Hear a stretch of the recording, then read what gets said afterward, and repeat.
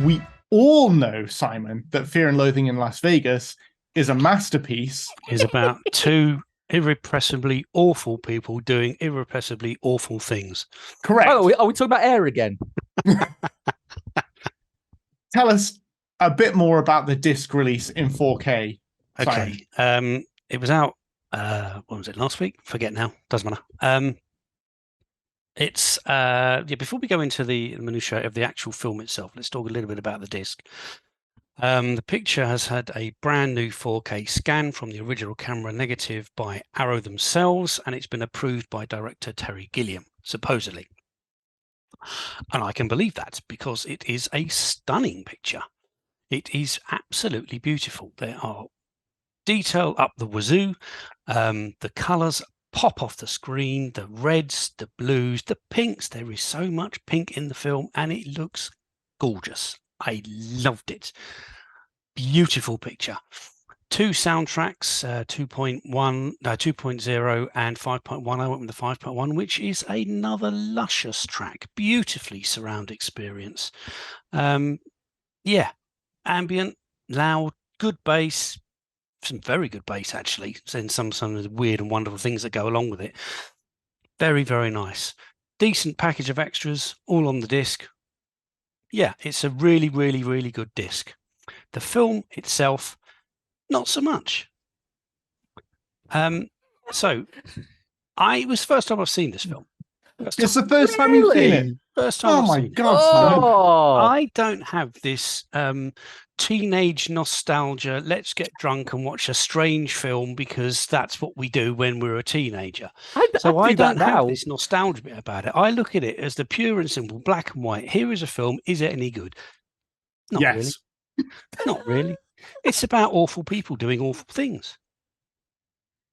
Didn't resonate with me whatsoever. Where's the mute button for Simon? I agree, Simon. It is Terry Gilliam's second best movie.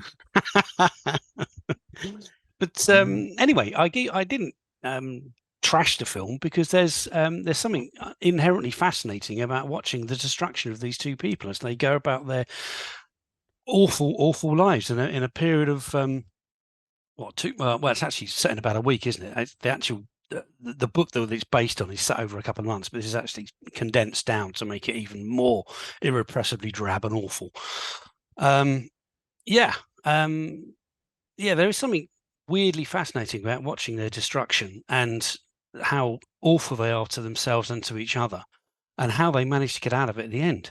So that itself is weirdly fascinating. But other than that, I don't think I'd ever go back to it. I didn't trash it.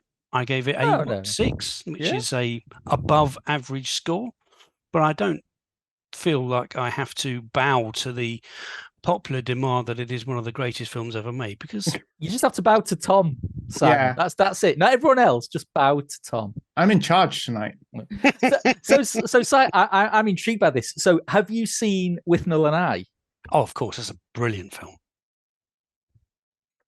So I don't see where I'm going in. I saw that when I was a teenager and I got drunk with my best pal. Right, there we go. Quoted one, I loved it. There we go. That, I believe, dear listeners, is what you call a pregnant pause at that point, while the penny drops with Mr. Crust.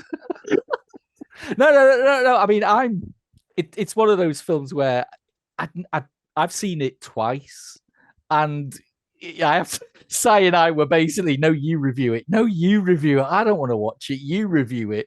It's not one I will go back to.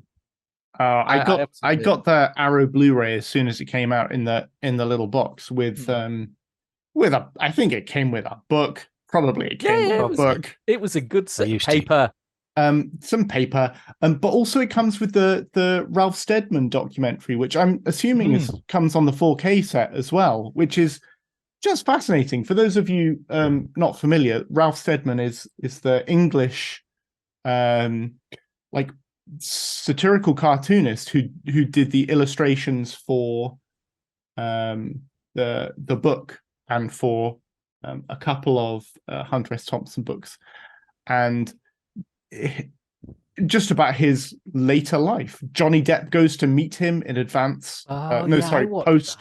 post filming Fear and Loathing, and it's just a few days spent with Ralph Steadman where he talks about his work. And it's just fascinating. Yeah. Like really low key, but really, really interesting guy.